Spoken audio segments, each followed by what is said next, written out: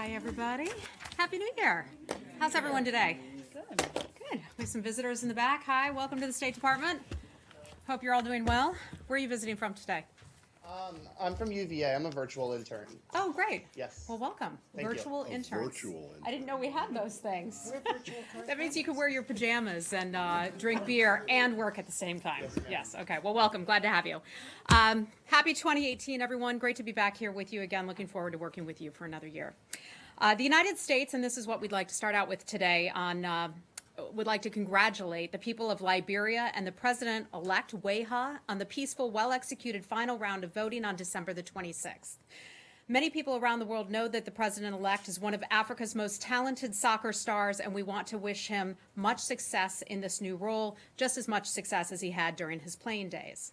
We also would like to thank Vice President Joseph Boakai for his positive campaign and for his years of honorable service to Liberia.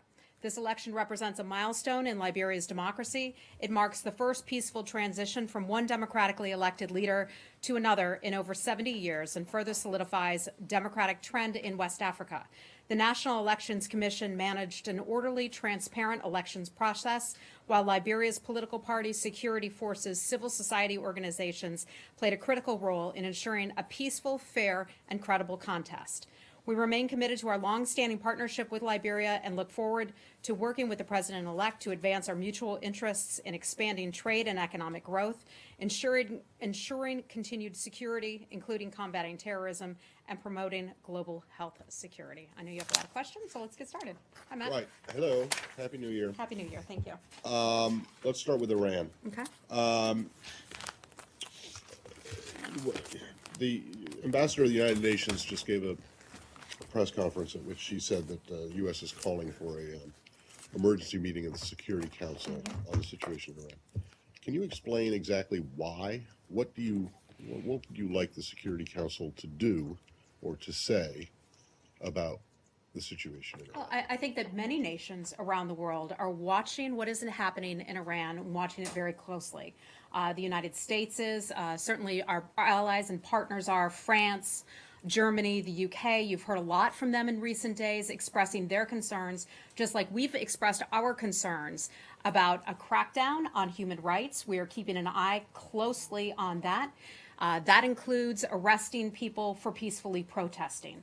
So that is an area of major concern of ours, and I think that that is a concern of the United Nations. I don't want to get ahead of what might happen at the United Nations and what Ambassador Haley and her counterparts will be calling for, but I think it's an issue that the world shares a concern about, and that is the ability for people to be able to speak openly and freely without fear of imprisonment.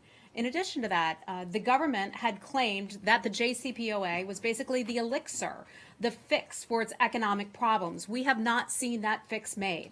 We have seen the economy stagnant there. In some situations, for some families, it has become worse than it was before.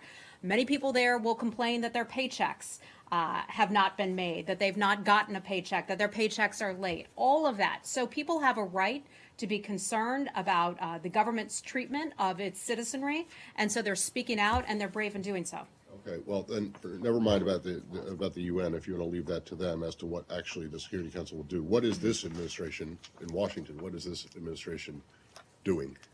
Well, I think we're watching the situation very closely. We are expressing our support, as we have many occasions before, for the Iranian people, understanding that it is brave, that they are courageous in speaking out publicly and forcefully. And these are folks who are, the working class. You're seeing this in many towns across the country, people going out at their own risk, at their own peril, speaking out about their concerns. And as Americans, we can all support the right of a freedom of expression, something we support, and we are watching them do just that. We're talking with our allies as they express their very same concerns about the situation there.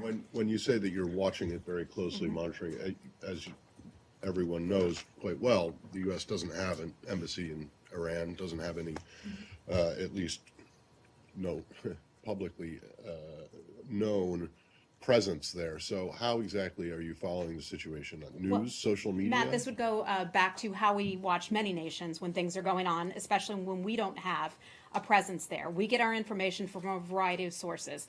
Some of that can come from NGOs. Some of that can come from media reports. Obviously, that's a little more difficult right now because the government has clamped down not only on media, but as we've seen, social media too. We expect and we certainly hope that people will be able to access social media and speak freely there, just like we've seen them speak on the streets. Right, So we'll get that from a variety of sources. Some of that will include intelligence, our partners on the ground, and many other nations as well. Last one. So you are in fact calling on the government of Iran to restore any social media that may have been blocked? Well, I think that would certainly be an important thing for them to do. You know, we support a freedom of the press here in the United States. We support the right of voices to be heard. And when a nation clamps down on social media or websites or Google or news sites, we ask the question, what are you afraid of? What are you afraid of? We support the Iranian people and we support their voices being heard. And are you considering sanctions? We don't get ahead of sanctions, but that is one toolkit. A couple things that we have in a very broad and wide toolkit. There are a range of options that we certainly have going forward. And that's why I say we are watching reports very carefully of any potential human rights abuses of these protesters who are protesting peacefully. Okay. Hi, Andrew. Nice to see you. Happy New Year to you. Thank you. First of all, is there anything that the U.S. can do to help restore access to social media to the Iranian people? Not that I'm aware of. I mean, look, I'm not a tech expert. There are lots of ways that people can get information through different sources and different apps and all of that, but I'm not aware of anything particular that we as a government are able to do, but we're watching it carefully. And speaking of social media, one of the president's first tweets on this was, he said, change is needed. Mm-hmm. Is he calling for regime change? No, I think what the president is talking about is exactly what the Iranian people are saying, that they want change. They want the government to start taking care of them. We've heard from some of the protesters their concerns about that nation's money being spent on exploits in other countries. Syria, Iran's support for Hezbollah, Iran's support for weapons being sent around the world, as opposed to spending that money on its own people. So I think when the president calls for change, he's calling for the Iranian government to make changes for its own people, and the same thing that the Iranian people are calling for. And is there a risk that some experts are expressing about modulating the tone in that the president's tweets, if they are too strong in solidarity with the protesters, could backfire, could support the hardliners, could lead to a crackdown? The Iranian regime is always going to come up with reasons to try to claim that other governments are responsible for some of their own problems at home, that other governments are responsible for their own people speaking out. This is not the first time that we've seen the Iranian people speak out about their concerns of their treatment under their regime. We saw that almost 10 years ago. We're seeing it once again. The issue's slightly different, but they remain the same. Okay. So when you say that the U.S. has expressed support for these protesters, what is it that the U.S. wants them to do or accomplish? This is largely the same as we would say in any country, whether it's Venezuela and people conveying their concerns about the humanitarian situation in Venezuela, in other countries where people protest. We want them to have the right to speak freely, to peacefully protest, just as people do in the United States, and to be able to do that without fear of retribution. So does the U.S. want them to continue to protest? Look, if that's up to the Iranian people. We are not going to tell the Iranian people what to do, but we do believe that if Iranian people are going to peacefully protest, that they should be allowed to do so. You mentioned working with allies, but in the past couple of days, I know that there's been this work among several to craft this strongly worded joint statement condemning Iran. But that hasn't happened yet, and it seems like there are a number of problems. Can you talk about the status of that? And if there can't even be consensus on a strongly worded statement? Michelle, I think you're getting way too far ahead on this one, okay? A lot of people want to see statements. We're having very good conversations with our allies. We have seen that we are in agreement with our allies, with France, with Germany, with the UK as well. You've read their statements. Boris Johnson, for example, calling on all concerned to refrain from violence and international obligations on human rights to be observed. The French foreign minister a number of victims of arrests, a tremendous concern of theirs. The right to protest freely is a fundamental right. Those are the same things that we are calling for. I'm not going to adhere, I don't think the U.S. government and the other governments are going to adhere to any kind of arbitrary timeline for getting something on paper. I have to remind you all, yesterday was a holiday. This is our first day back from a holiday. There is no disagreement where we stand. Okay. Hi, Arshad. Hey, you talked about your concerns about human rights. Are you calling for the Iranian security forces to exercise restraint in their treatment of protesters? Yes, absolutely. I mean, anytime you have people out there who are protesting peacefully, and that's what we've seen. We've seen people holding up signs. We've seen people walking through the streets. That has been the primary kind of protests that we have seen. Security forces, we would always urge them to use restraint, to not overstep the bounds and harm protesters unnecessarily. And do you think that they have, because you're aware obviously of the number of deaths and the increasing number of deaths, do you believe that they have, any of the Iranian security forces have used excessive force thus far? Arshad, I'm obviously not there on the ground, so I'm not at liberty to, characterize what has actually happened and whether there are instances of excessive force that were used or not. But I can tell you we're following this very carefully. And one more from me on this. You mentioned 2009. One of the challenges that the administration faced, that the former U.S. administration faced in 2009 after the elections, was one of not tarnishing the protesters by too warm an American embrace. Mm-hmm. Do you see any concerns that in your statements of support for peaceful protest, you may in fact be hurting the protesters themselves by ginning up government opposition to them? And might it be better to be more restrained in your own comments? I think anytime you look at people who are protesting in any nation around the world, who are protesting because they want greater economic freedom, because they want to be paid on time, because they want their government to stop spending money on terrorism and start spending their money at home. Anytime that people are willing to stand up in the face of an oppressive regime and have that conversation publicly, despite the potential threat, despite potentially being thrown in jail, we ought to support them. That is the right thing to do. But to put this solely on America is not correct. You see France, you see the UK, you see Germany and other nations standing up to support those protesters. I'm not aware of any other place in the world where we would actually look at it and say, oh, United States, don't support those people. Don't support those people who want your encouragement. We hear from around the world, other countries. Venezuela is a perfect example. When we have spoken out on their behalf, or let me back up, not on their behalf, but when we've spoken out in support of their voices being heard, they have said to us, thank you. Thank you, United States. We appreciate that support. Hi, Barbara. You said that the nuclear agreement had not been the economic fix that the government said it would be, but many Iranians say part of the reason for that is because the Trump administration has thrown the certainty of the deal in doubt, and so that contributes to economic, confidence in the deal.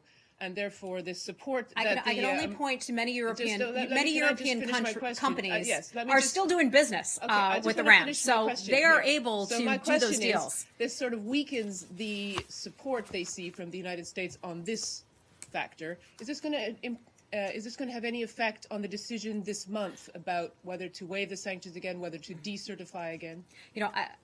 This administration looks at Iran through a much broader lens than just the JCPOA. The administration is taking steps to fix its flaws.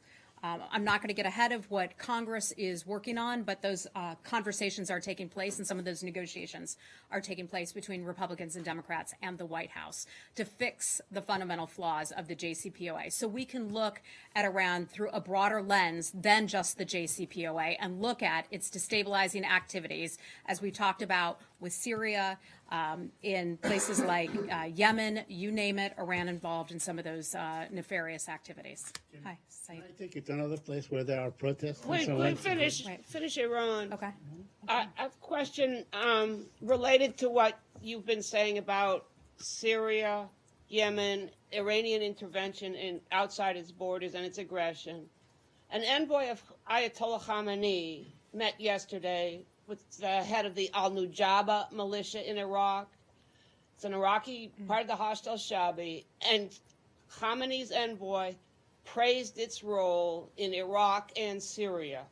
What is your comment on that, particularly as you just condemned Iranian involvement in Syria? Yeah, I'm not aware of that meeting, so I don't want to comment. If that did even take place, so I just don't want to comment on that. It was in the Iranian press. I'd be happy to share it with you. Okay, well, I'm not going to necessarily believe the Iranian press, but I just am not going to How comment about on the something. Iraqi press? You don't see Iranian aggression in Iraq, like in Kirkuk? Look, we have discussed many times our concerns about Iran's activities. Just a very specific technical point on the sanctions and on the social media. Yeah. One of the social media platforms that's not available in Iran is Signal, and that's a useful one because that's an encrypted one. It's one that activists or journalists, including myself, can use to communicate secretly. It's not available in Iran not because it's been blocked, but because Google doesn't provide one of the platforms which services this to Iranians because of the sanctions. Is Google over-interpreting the sanctions, or Dave, as an American company that I'm could going be to answer providing a you helpful as, tool as to them? honestly as I can. I have no idea. I can connect you with some of our sanctions experts who might know more about Google and Signal and their relationship and how they operate or don't operate in Iran. I'm afraid I just don't have any information on that. Without asking you to speak on behalf of the protesters, you do support their aims. We support peaceful protests Well, in you support- Iran, you in sup- Venezuela, Yeah, in but other you support places. what these specific protesters are protesting. Well, I can't comment specifically on what every protester is calling the for. general- the general theme. In general, when they ask for their voices to be heard, when they ask for a better economy, when they ask for the government to spend money on their own country as opposed to terror exploits overseas or in other countries, sure, we would certainly So when they support say that. death to Khamenei, you I would support that. Matt, I'm not going to go. I'm not going to see. That's why you're trying to trap me into something like that. I'm not going to go there. I'm just trying to That is figure out, that is because not our policy. But we hear what the Iranian people are saying, and just like people in the United States can say things that are very inflammatory. And they're allowed to say that here, the right to free speech. People say that in other countries as well. They have a right to have their opinions on that matter. One of the administrations, and this not just this administration, a long time U.S. Policy goal has been for Iran to stop supporting Hezbollah in Lebanon, and at least going back to 2014 to stop intervening in Syria. So when the protesters say, get out of Lebanon, stop supporting Hezbollah, get out of Syria, stop supporting Assad, you do agree with that, right? Well, we certainly have expressed, and you know this, we've expressed our concerns many times about Iran's activities in Syria and Yemen, elsewhere. I mean, you've asked me numerous times here, name the countries of concern that Iran is involved with, and I've named those for you on many occasions. Iran, Yemen, Syria, you name it, where they're involved. Thanks, Lori. So as long as what the protesters are protesting, or as long as their message lines up with with the administration's policy position, you support them. Matt, I think you're wrong there, and here's why. Because as a general matter, we support peaceful protests and conversations that may not always be convenient to the United States, that may not always be convenient to that host country. We talk about that. We talk about the right to free speech. We believe that that is a fundamental human right. Whether it's here, whether it's in Iran, whether it's in Russia, you name the country, we support that free speech. You know that. Okay. Can I take you just a bit further on what you're saying? Do you All right, then we'll support move free- on, 'cause we're starting to get Do you yeah. support free speech for the Palestinians Look, we support free speech. You know that. and their right to protest? And a right to And you protest. get appalled when 15 and 16-year-old girls are taken in the middle of the night and punched and kicked and stand before a military court. Do you condemn that? Teenagers, young people, yes, absolutely. Yes, I'm talking about a very young teenage Palestinian, Ahed Tamimi, who was taken in the middle of the night. She stood before a military court yesterday with 12 charges and so on. Do you urge the Israelis to release the young teenager? Yeah. Saeed, I'm not going to have as much for you as you want on this particular situation. I'm a mom, of small children. I think any parent watching could relate to concerns about the treatment of children. We believe that all individuals, especially children, should be treated humanely. They should be treated with respect for their human rights, their individual rights. I'm not going to have anything more for you on that. I'd have to refer you to the government. The principle that the Israelis ought to release 300 kids who are under the age of 16. Saeed, I don't have any information on that, so I just can't confirm that that is the actual. Let me ask you a couple of things on the Palestinian-Israeli issue. There's an article in the New York Times that says that the Israeli government was emboldened by the U.S. recognition of Jerusalem, by all that transpired in the last couple of weeks, to basically do what they did yesterday and basically annex the West Bank. What is your? I'm afraid I don't have anything for you on that. You don't have a position on this? Oh, I don't have anything for you on that particular report. Okay, I can get back to you and see if I have anything more. Also, there was a vote on Jerusalem and the Knesset, where they basically prevented any future government there was a bill to prohibit any future government from ceding any parts of Jerusalem, contrary to international agreements. Do you agree with that? I'm Are sorry. you aware of that? Restate that. Yes, I'm aware of that. Are you Knesset aware vote. of the Jerusalem vote and the Knesset? Yes, I am aware of that. Prohibit any future Israeli government from ceding any part of Jerusalem? Okay. One of the most important things for this administration is to have peace talks between the various sides to get them to a place of peace. That has not changed. That position remains the same. And those conversations and those talks will continue. I'm not going to get ahead of some of those conversations. Okay, my last question on this. You believe that Jerusalem ought to be a final status issue as it's always been? We have always talked about final status negotiations and that being a part of the final status negotiation. Okay, let's move on. Well, hold on, just one more on this issue. It has to do with this report about the ambassador in Tel Aviv, who is reported to have wanted the administration to stop calling the West Bank occupied. Without getting into internal government deliberations, does the administration still believe that the West Bank is I occupied? can't confirm that conversation or what, Do you still, does the administration believe that the West Bank is occupied by I Israel? can only say that our position has not changed. Our position on that hasn't changed. Does that mean that you still regard the West Bank as being occupied? Matt, I can just tell you our position hasn't changed. I'm going to be very careful with the words because anything related to this region, as many others, is extremely sensitive. Our position has not changed, and I won't budge from that. Okay. At some point, it would be nice to find out exactly what that position is. You shouldn't be afraid, precisely because it is so sensitive. You shouldn't be afraid, unless you're embarrassed by what the policy is, not you personally, but whoever.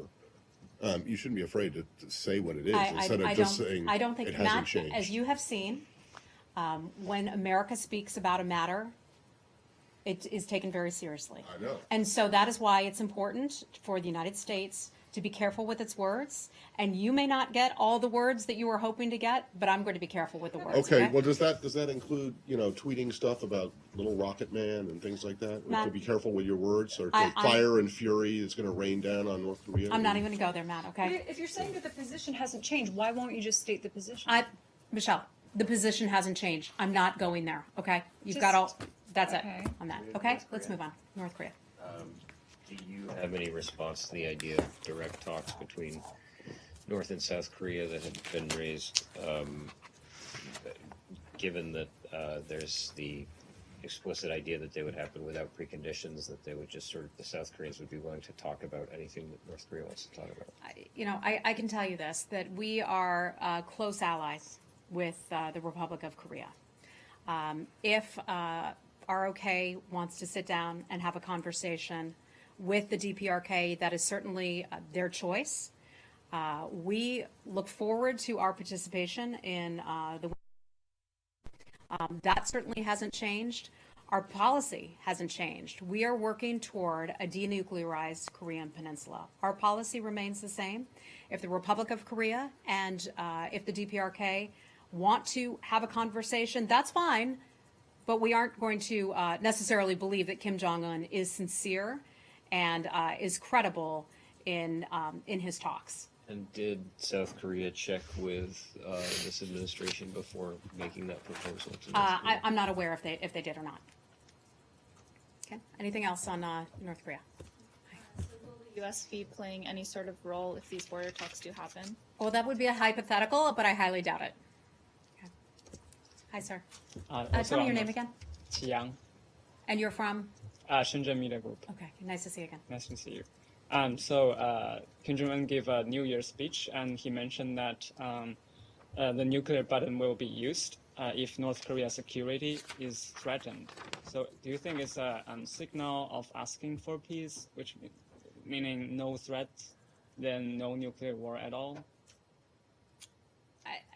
We've heard his kind of rhetoric before, so it's really nothing new. I often don't comment on the comments of specific foreign leaders, so I'm not going to comment on that. But we've heard that kind of thing before, and our policy remains the same.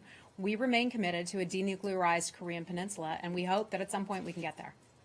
Andrew. See, there's a policy you don't have a problem saying what it is, even if it hasn't changed, right? You get an eye roll. Hi.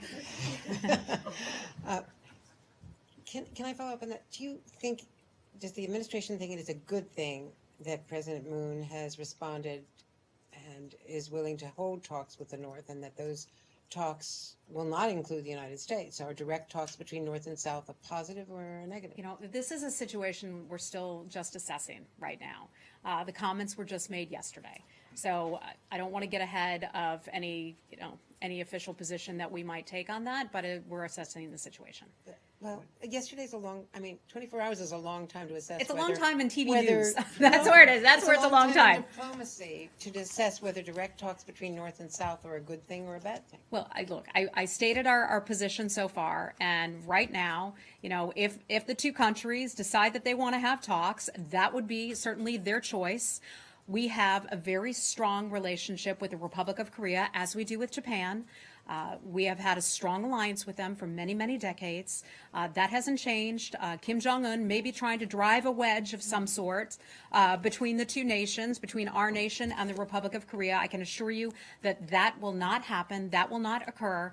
We are very skeptical of Kim Jong-un's sincerity in sitting down and having talks. Our policy hasn't changed. The South Koreans' policy has not changed, that we both support a denuclearized Korean peninsula, as frankly does the world. Is this successfully driving a wedge in that these bilateral talks will not include the U.S.? I don't think so, Andrea. And again, I'm not going to get ahead of that. Okay. Hi, Rich. Okay. Go ahead. Hi, Dave. The goal of your maximum pressure campaign was the diplomatic and economic isolation of the North. Now the North is sitting down with its neighbor and well, close ally. They're not. I mean, that's an idea that's being discussed. So I'm not going to get too into that. But if they do sit down, that's a blow for maximum pressure. Again, that is a hypothetical. What I can tell you that the United States, and we just saw the UN Security Council resolution that passed a week or so ago. I'm losing track of time with the holiday, but the third unanimous UN Security Council resolution, where countries agreed to sanction North Korea. Concerns about North Korea and concerns about the money and what it's doing and its activities of ballistic weapons and also advanced nuclear tests. So we're all on the same page. We're all still working toward and working forward with our maximum pressure campamping. On North Korea. Ambassador Haley said that you were I forget exactly how she phrased it, hearing signals or suggestions that the North may be preparing for another ballistic missile test. Is that an ICBM test? I don't have any information on that. So you're not hearing those same signals? I don't have any information on that. Some of that may be an intelligence matter. She's an ambassador to the United Nations. I am not, so I'm not aware of any of that personally. Okay, so if now is not the time for the U.S. to be directly talking to North Korea, does that mean that it's not the right time for a U.S. ally like South Korea? I think I've answered that question. Okay. Anything else on North Korea? Okay, okay, okay, we'll go to Yemen. Yes. A couple of weeks ago, the United States called on the coalition led by Saudi Arabia to ease their blockade and their siege of ports and airports and so on. But the last week has seen an intensification in bombing and more civilian deaths and so on. I wonder where are you with that? Because that's been 2 weeks have passed, or more than that, since you called on the Saudis and the Arab coalition to ease their blockade. Yeah, so not only have we called on them to ease the blockade, we continue to call on them to be very judicious in their use of air power. Also, though, however, understanding that the Saudis have a legitimate concern about their own security at home. So it's a delicate balance of sorts. You know, you and I have talked about this many times, that Yemen is an area that we are deeply concerned about. The medical crisis there, the humanitarian crisis there, the State Department, USAID, and others have put a lot of money, time, and resources into the problem there and into trying to improve the situation there. I'll check with some of our experts to see if I have anything more for you on that, though. Okay? Okay. Thanks, Dan. Heather, why did the administration choose this week to announce it's withholding aid from Pakistan? Actually, no, we didn't. That was an announcement that came out back in August. And for some reason, people got interested in it again, but that is not a new announcement that we would hold back on that money. What is the condition of the U.S.-Pakistan relationship right now, do you think? You know, Pakistan is an important partner. We have a lot of issues in that region. Pakistan knows that. We all know that, and we, try to work carefully together on some of those issues. But Pakistan, I don't want to say that Pakistan can do more, but Pakistan knows what it needs to do. We expect Pakistan, and we've made clear, and the president has made clear in the past, also through his new strategy that was announced back in August about the new Asia strategy, that the United States expects Pakistan to take decisive action against the Haqqani network and other militants who are operating from its soil, and they need to earn essentially the money that we have provided in the past in foreign military assistance. They need to show that they are sincere in their efforts to crack down on terrorists. The president made that speech in August. Between the August speech and today, has there been any change in Pakistan's posture, or has there been any movement towards the president's goals? Well, I think Secretary Tillerson and also Secretary Mattis spent some time over there in Pakistan not too long ago. And they shared with the Pakistani government and their counterparts our concerns. We would like Pakistan to do more through cooperation. They have a lot. It's not just us. We're not the only ones who benefit from it, but they have a lot to gain through additional cooperation on the issue of terrorism. So we expect them to take greater actions. And would you say they've done anything additional in the last 4.5 months? I'm not going to characterize it that way, but I think the president's tweets and his comments were very clear that we expect Pakistan to do that. And the president said that $33 billion or $35 billion in aid. The Pakistani government has disputed that. Are the president's figures correct from his tweet of yesterday? You mean in the overall aid number that the United States has provided over a certain period of time? Let me double check that. But I would go with what he said. What we are now talking about, the president is talking about, is a $255 million for fiscal year 2016 in the foreign military financing. That's what the president was specifically referring to. Okay. We're going to Has wrap recalled it up. its ambassador? Yes. Our ambassador did meet with the Pakistanis. I believe it was last evening. In Pakistan, and he described that meeting with me, he described that meeting to me as a professional meeting, a professional meeting, professional in tone. Washington? Pardon me? Did the Pakistanis recall their ambassador from Washington? Not that I'm aware of, but I'd have to refer you to the government of Pakistan for that. Heather, since you raised the president's tweet about this, he also called the Pakistanis deceitful, having I think Rich actually raised that, but okay. Well, you mentioned. Oh, I commented on it. So therefore, I'm not going to comment on some of these things because then you all will use that as an excuse. Well, yeah, exactly. So, do you agree with the characterization of the Pakistanis being deceitful, devious, two-faced about that playing a double game for far too long? I think the president and the president's Well, why don't you just read the tweet? the president's concern. I don't have it in front of me, but the president's Well, concern. I get it. The president's concern about Pakistan not taking enough action about terrorism is nothing new. The president had expressed that concern months ago. He expressed this at the beginning of the administration, as have many officials in the United States government. But he and a lot of other officials in the United States government also expressed great happiness and pleasure with Pakistanis when they managed to, after the rescue of the Canadian American couple who were being held. Certainly. So that doesn't count anymore? Look, we were pleased with their cooperation. We certainly were. We have addressed that, but they can do more. And they haven't. They can do more. I'll leave it at that. We've got to go, guys. Thanks. Have a good day. The president also weighed in on the release of Huma Abedin's emails, and he said that he believes that she disregarded basic security protocol. Does the State Department agree with that? And if so, are there any repercussions for an action like that? Some of that is a hard matter for me to address here because I wasn't here at that time, a previous administration, so I don't know exactly what protocols she went through. I'm not aware of what potential ramifications there could be, if any. I can only say that we take our records management very seriously at the State Department. Records were released as a part of a FOIA request. The information was released last Friday. We are working to get through a backlog of FOIA requests. Some of that just takes time.